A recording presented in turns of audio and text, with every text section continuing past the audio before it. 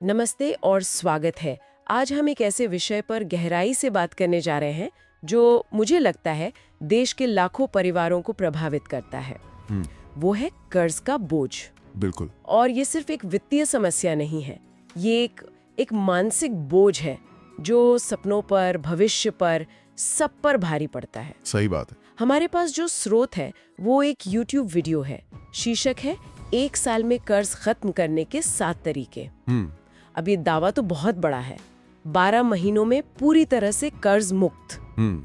तो आज हमारा मकसद इन 7 तरीकों को समझना है और ये देखना है कि ये व्यावहारिक रूप से कितने कारगर हो सकते हैं। बिल्कुल। और ये जो 1 साल में कर्ज खत्म का दावा है, ये बड़ा आकर्षक है। हाँ। पर हमें इसे थोड़ा बारीकी से देखना होगा। ये शायद छोटे और मध्यम आकार के कर्ज के लिए संभव हो, जैसे क्रेडिट कार्ड या पर्सनल लोन। अच्छा। लेकिन कोई 25-30 लाख का होम लोन 1 साल में खत्म करना, वो ज्यादातर लोगों के लिए लगभग असंभव है। सही। तो हमें ये समझना होगा कि ये तरीके किस तरह के कर्ज पर सबसे ज्यादा कारगर होंगे। और ये दावा एक तरह से एक मोटिवेशनल गोल है, कोई सख्त डेडलाइन नहीं। ये एक बहुत जरूरी बात है, मतलब उम्मीदें यथार्थवादी रखनी होंगी। बिल्कुल। तो चलिए पहले कदम से शुरू करते हैं। वीडियो में कहा गया है कि पहला कदम है अपने दुश्मन को जानना।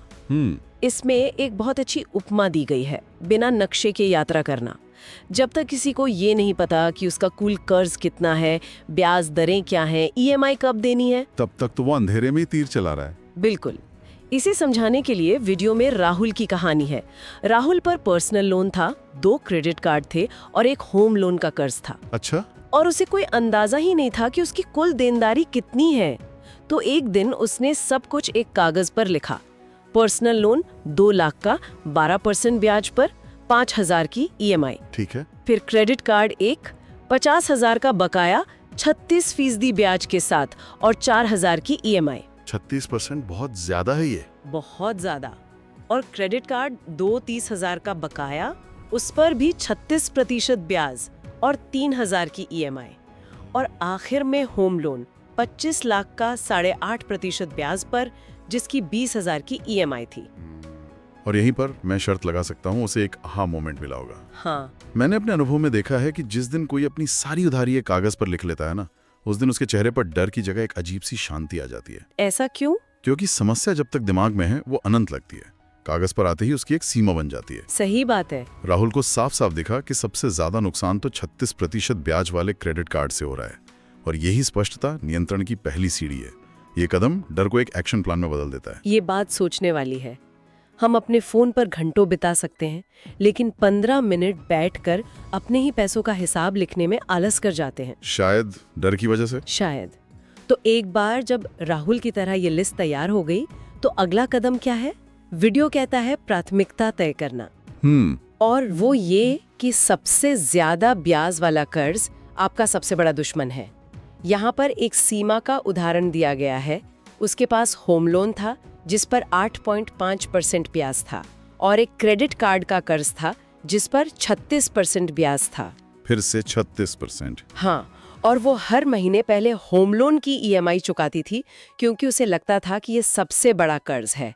ये एक आम सोच है ना? बिल्कुल। और यहीं पर गणित और मनोविज्ञान की लड़ाई शुरू होती है। अच्छा। वीडियो जिस तरीके की बात कर रहा है उसे डेट एवलांच मेथड कहते हैं। That avalanche? हाँ, मतलब सबसे ऊंची ब्याज दर वाले कर्ज पर अपनी पूरी ताकत से हमला करो, क्योंकि गणित के हिसाब से आप सबसे ज्यादा पैसा ब्याज पर यहीं बचाएंगे। सीमा ने जब ये समझा तो उसने अपनी रणनीति बदली और जो भी अतिरिक्त पैसा था वो क्रेडिट कार्ड का कर्ज चुकाने में लगाया और कर्ज तेजी से कम होने लगा। ये गणितीय रूप से सबसे सही तरीका है। लेकिन आपने मनोविज्ञान की बात की, उसका क्या मतलब है? उसका मतलब ये कि स्रोत में एक और पहलू पर बात नहीं की गई है, जो है मनोविज्ञान का। कुछ लोग डेट स्नोबॉल मेथड अपनाते हैं। स्नोबॉल? हाँ, इसमें वे सबसे छोटा कर्ज पहले चुकाते हैं, चाहे ब्याज दर कुछ भी हो। जैसे राहुल के मामले में वो 30,000 वाले क्रेडिट कार्ड को पहले खत्म करता है। गणित के हिसाब से ये थोड़ा महंगा पड़ सकता है, लेकिन मनोवैज्ञानिक रूप से ये क्विक विन देता है। अच्छा, एक जीत का एहसास। बिल्कुल। एक कर्ज खत्म होने का एहसास आपको आगे की लड़ाई के लिए जबरदस्त प्रेरणा देता है। तो सवाल यह है कि क्या गणितीय रूप से सही रास्ता चुनना है या मनोवैज्ञानिक रूप से आसान? वीडियो एवलांच पर जोर देता है, जो लंबी रेस के लिए अच्छा है। ठीक है, तो कर्ज को प्राथमिकता देना और उसे चुकाने की रणनीति बनाना, ये समझ आ गया।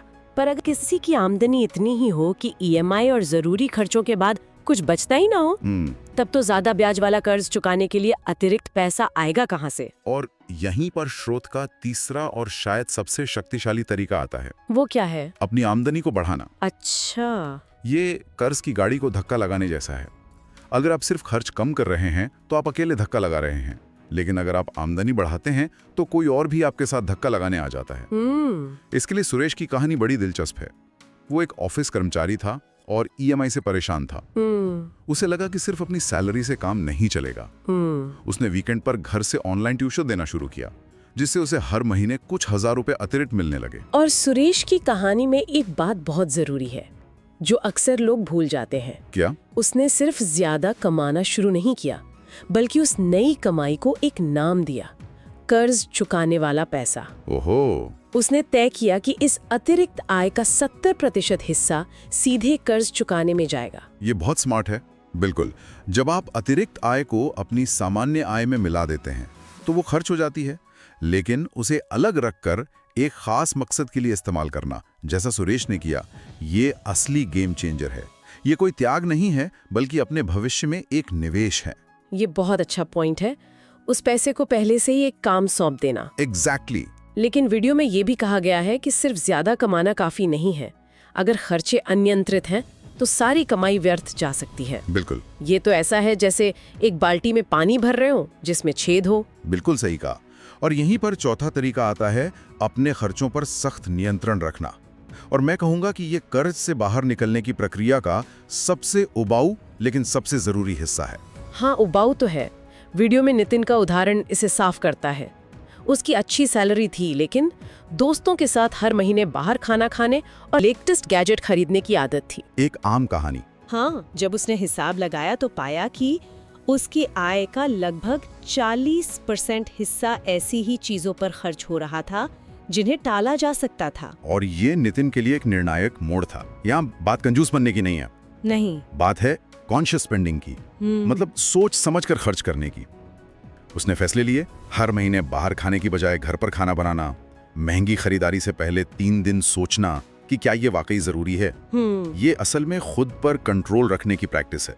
उसे समझ आया कि कर्ज से बाहर निकलना सिर्फ पैसे का प्रबंधन नहीं है, बल्कि अपनी आदतों और अपनी इच्छाओं का प्रबंधन भी है। वीडियो में कुछ व्यवहारिक कदम भी बताए गए हैं, जैसे हर छोटे बड़े खर्च का हिसाब रखें, चाहे वो 10 रुपए की चाय ही क्यों ना हो। ये बहुत मुश्किल है पर जरूरी है। एक बजट बनाएं और उस पर टिके रहें। और स्मार्ट शॉपिंग करें, मतलब डिस्काउंट का फायदा उठाएं, लेकिन आवेग में आकर खरीदारी ना करें। सोनिया की कहानी भी यही बताती है। उसने महीने के 200-300 रुपए के छोटे छोटे खर्चों को ट्रैक करना शुरू किया और पाया कि महीने के अंत तक वो 3000 रुपए से ज्यादा बचा सकती थी। वाह। और उसने इस बचत को सीधे अपने कर्ज को चुकाने में लगाया। और ये छोटी बचत ही आगे चलकर बड़ी लहर बनाती है। जब आप देखते हैं कि आपके नियंत्रण से पैसा बच रहा है तो आपका आत्मविश्वास बढ़ता है। सही कहा। अब कर्ज को मैनेज करने के एक और तरीके पर आते हैं। हमें राहुल की शुरुआती लिस्ट याद है? हाँ बिल्कुल। उसके पास पर्सनल लोन, 2 क्रेडिट कार्ड और होम लोन था। 4 अलग अलग ईएमआई, 4 अलग अलग तारीखें। ये अपने आप में एक तनाव है। बहुत बड़ा तनाव है। मेरे मन में एक सवाल आ रहा है। ये डेट कंसोलिडेशन सुनने में तो बहुत अच्छा लगता है कि सारे लोन मिला के एक कर दो, पर क्या इसमें कोई पेज है, कोई कैच है? क्या बैंक आसानी से ऐसा लोन दे देते हैं? और क्या इसमें कोई छिपे हुए चार्ज हो सकते हैं? बहुत अच्छा सवाल है। और यहीं पर 5वां तरीका डेट कंसोलिडेशन काम आता है। इसका सीधा सा मतलब है अपने सारे छोटे मोटे ज्यादा ब्याज वाले लोन को मिलाकर एक बड़ा लोन बना लेना। और आपने जो कैच की बात की वो बिल्कुल सही है। ये कोई जादू की छड़ी नहीं है। वीडियो में अजय की कहानी फिर से आती है। उसके पास 2 पर्सनल लोन, एक क्रेडिट कार्ड लोन और एक बाइक की किस्त थी। हर महीने 4 अलग अलग ईएमआई का पैसा जुटाना पड़ता था। वो इसे कर्ज का जंगल कहता था। उसने बैंक से डेट कंसोलिडेशन का विकल्प चुना। तो इसका नतीजा ये हुआ कि उसके सभी कर्ज एक लोन में मिल गए। अब उसे सिर्फ एक ईएमआई चुकानी थी, जो पहले की कुल ईएमआई से कम थी। उसका तनाव कम हुआ। तो ये तो अच्छा है। हाँ, लेकिन अब आते हैं आपके इस सवाल पर। इसके कैच क्या हैं? पहला, बैंक आपकी क्रेडिट हिस्ट्री देखेगा। अगर स्कोर खराब है तो शायद ये लोन ना मिले। अच्छा। दूसरा, प्रोसेसिंग फीस और दूसरे चार्जेस हो सकते हैं। तीसरा और सबसे बड़ा खतरा, कई बार बैंक ईएमआई कम करने के लिए लोन की अवधि बहुत लंबी कर देते हैं, जिससे आप कुल मिलाकर ज्यादा ब्याज चुकाते हैं। ओहो, ये तो ध्यान देने वाली बात है। और चौथा, कंसोलिडेशन के बाद अगर आपने फिर से क्रेडिट कार्ड इस्तेमाल करना शुरू कर दिया तो आप पहले से भी बड़े जाल में फंस जाएंगे। मतलब अनुशासन यहाँ भी जरूरी है। बिल्कुल, ये एक टूल है, समाधान नहीं। अनुशासन इसके साथ भी जरूरी है। चलिए अब संख्याओं से हटकर मानसिकता की बात करते हैं, क्योंकि ये सब करना, हिसाब रखना, खर्च घटाना, ये मानसिक रूप से बहुत थका देने वाला हो सकता है। बहुत ज्यादा। की परीक्षा भी है। यहाँ अमित की कहानी का जिक्र है, जिस पर 5 लाख का कर्ज था। कई बार EMI चुकाना मुश्किल होता था, दोस्तों के साथ घूमना फिरना छोड़ना पड़ता था, जिससे उसे बहुत दुख होता था। लेकिन उसने हार नहीं मानी। उसकी आंतरिक आवाज कहती थी, ये कर्ज मेरी जिंदगी को नहीं रोक सकता। मैं हर दिन छोटे छोटे कदम उठाऊंगा, भले ही थक जाऊं पर रुकूंगा नहीं। और यहीं पर प्रेरणा बनाए रखने का छठा तरीका आता है।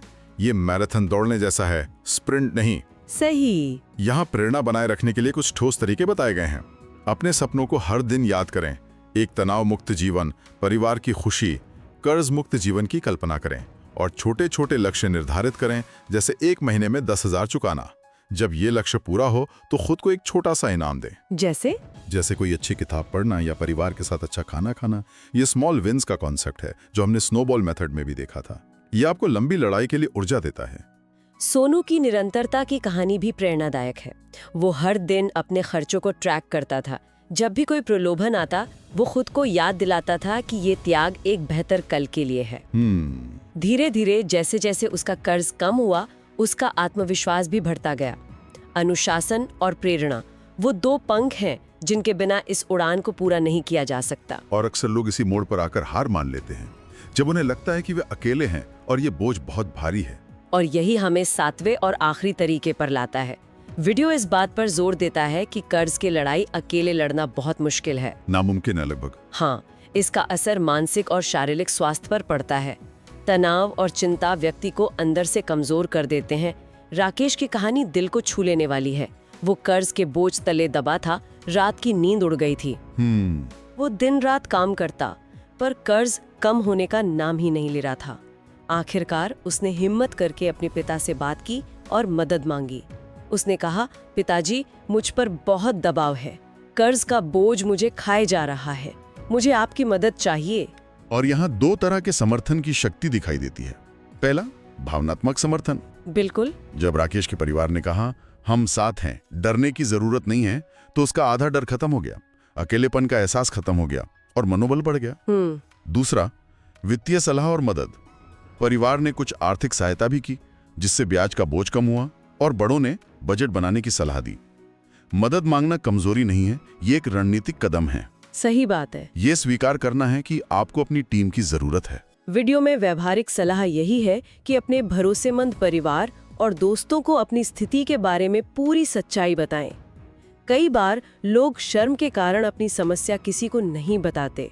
हाँ, ये बहुत होता है। लेकिन जब आप अपनी परेशानी साझा करते हैं तो बोझ अपने आप हल्का हो जाता है। तो ये थे वो 7 तरीके जो कर्ज मुक्त जीवन की ओर ले जाने का रास्ता दिखाते हैं। अपने कर्ज को समझना, ज्यादा ब्याज को पहले चुकाना, अतिरिक्त आय बनाना, खर्चों पर नियंत्रण रखना, डेट कंसोलिडेशन को समझना, प्रेरणा बनाए रखना और अपनों से मदद मांगना। यह एक ऐसी यात्रा है जिसमें धैर्य, लगन और लगातार मेहनत की जरूरत होती है। ये कोई जादुई छड़ी नहीं है, बल्कि एक प्रक्रिया है। वीडियो ये विश्वास दिलाता है कि अगर इन कदमों का ईमानदारी से पालन किया जाए तो वो दिन दूर नहीं जब कोई भी कह सकेगा, मैं कर्ज मुक्त हूँ। और भले ही इसमें 1 साल से ज्यादा लग जाए, महत्वपूर्ण ये है कि यात्रा सही दिशा में शुरू हो चुकी है। आज की इस चर्चा के बाद एक विचार सोचने पर मजबूर करता है। बताइए, इन सभी तरीकों में अनुशासन और एक ठोस योजना पर जोर दिया गया है, पर सोचने वाली बात यह है कि जब कोई व्यक्ति पहले से ही कर्ज के मानसिक बोझ तले दबा हो, तो क्या उसमें एक नई शुरुआत के लिए जरूरी मानसिक शक्ति और स्पष्टता, क्या वो स्वाभाविक रूप से आ सकती है? बड़ा सवाल है। या फिर इस सफर की असली शुरुआत किसी बाहरी मदद या मानसिकता में एक बड़े बदलाव से होती है? इस पर जरूर सोचिए।